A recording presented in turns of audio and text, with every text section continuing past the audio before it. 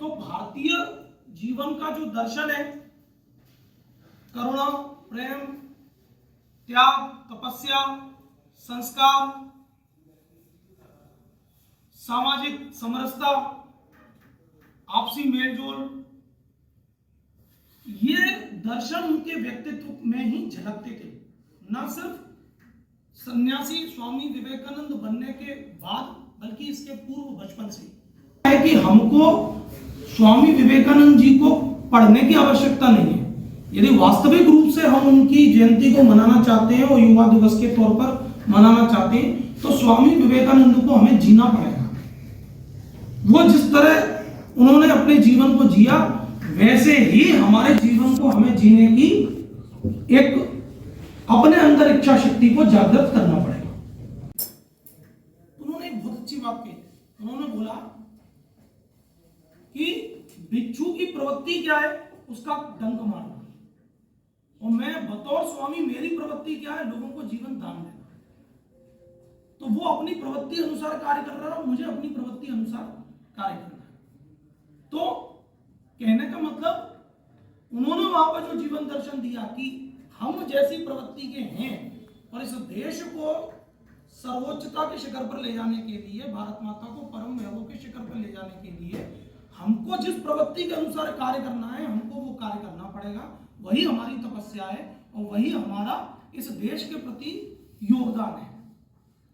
और इसमें बाधाएं आएंगी तो जो जिस प्रवृत्ति का होगा आपकी आलोचना भी करेगा, आपको नीचा भी दिखाने का प्रयास करेगा, आपकी कमियां भी बताएगा, आपको हर प्रकार की बाधाएं उत्पन्न करेगा, लेकिन वो अपनी प्रवृत्ति अनुसार कार्य करेगा। हमको अपनी प्रवृत्ति अनुसार आगे बढ़ना है।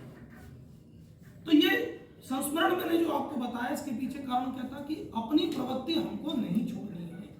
हमारी प्रवृत्ति इस समय क्या है, बतौर स्टूडेंट हमारी प्रवृत्ति इस समय क्या होनी चाहिए, एकाग्रचित्त तरीके से अपने अध्ययन को जारी रखना, ताकि हम जिस उद्देश्य की खातिर इस एकेडमी में या जहां भी जिस संस्थान में भी कार्य कर रहे हैं या अध्ययन कर रहे हैं, उस उद्देश्य को हम प्राप्त कर सकें।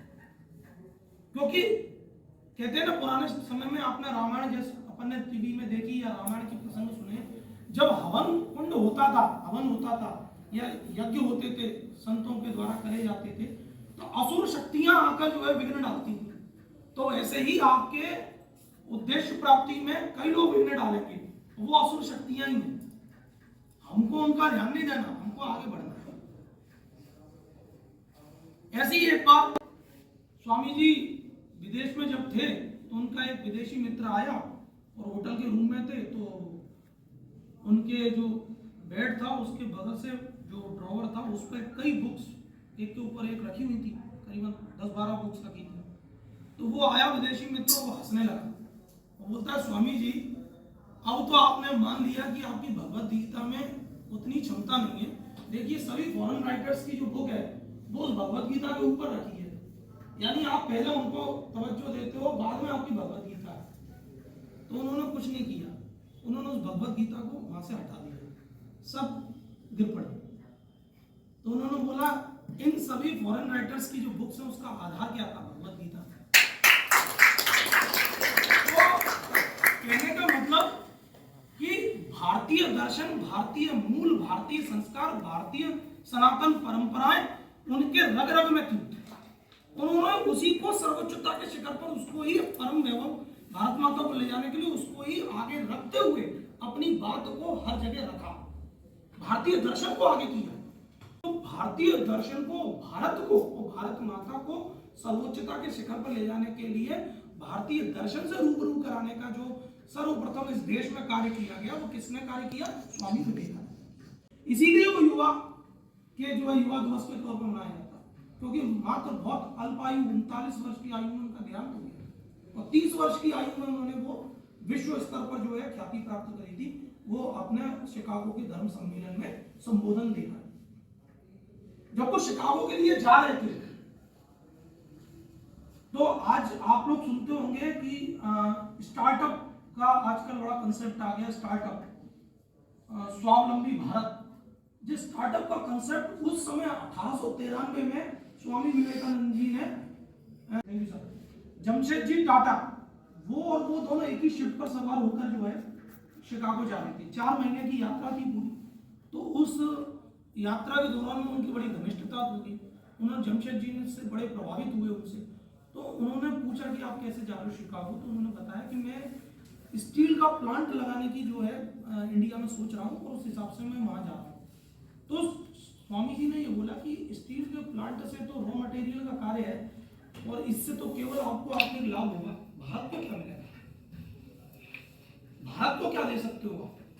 इस मातृभूमि से आप कमा रहे हो, इस मातृभूमि के लिए आप क्या करोगे उत्पादन के क्षेत्र में। और ये जो यंग जनरेशन है इसकी जो सोच है इसको आगे लाने के लिए रिसर्च के संबंध में आप क्यों नहीं कोई कार्य करते, रिसर्च इंस्टीट्यूट को स्थापना करने के लिए आप कोई कार्य क्यों नहीं करते।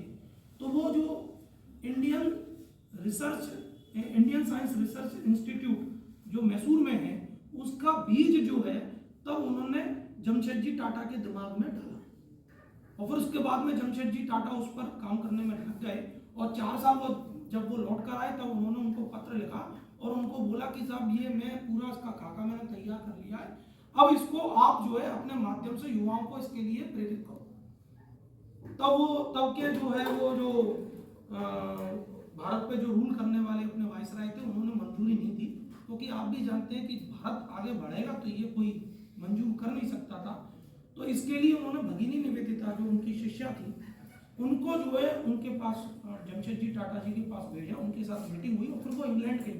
इंग्लैंड में उन्होंने बाकायदा सब बात करके और फिर वो मंजूरी मिली और 1909 में इंडियन इंस्टीट्यूट ऑफ साइंस की जो है बन के तैयार हुआ उनकी मृत्यु के 7 साल बाद। और उसमें जो रिसर्च के काम हुए आज भी हम जानते हैं कि जितने भी वैज्ञानिक अनुसंधान और जितने भी बड़े बड़े आईटी सेक्टर है वहां पर भारतीयों की पूछ कितनी है आप जानते हैं। सुंदर पिचाई नाम जानते हैं आप, गूगल का जो सीईओ है। तो ये भारतीय दर्शन और भारतीय लोगों की क्षमताओं को 1898 में किसने पहचाना, स्वामी विवेकानंद ने। तो स्टार्टअप करने का जो कंसेप्ट दिया था जमशेदजी टाटा को वो उन्होंने स्वामी विवेकानंद ने तब दिया।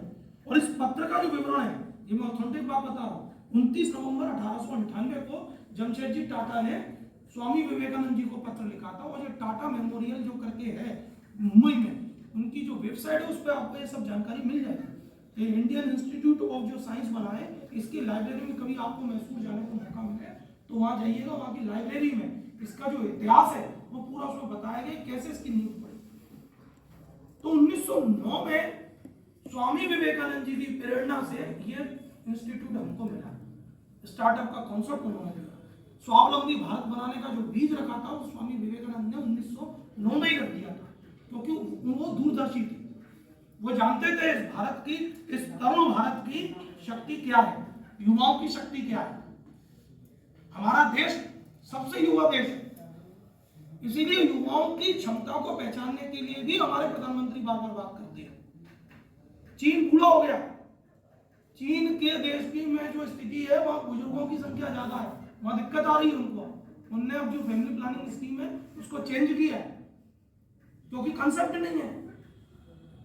हमारे पास में हमारी जो युवा शक्ति है वो सकारात्मक रूप से देश के सहयोग में, देश की प्रगति में किस प्रकार सार्थक रूप से कार्य कर सकता है, इस बात को हमको ध्यान में रख के युवा दिवस को मनाने का संकल्प लेना चाहिए।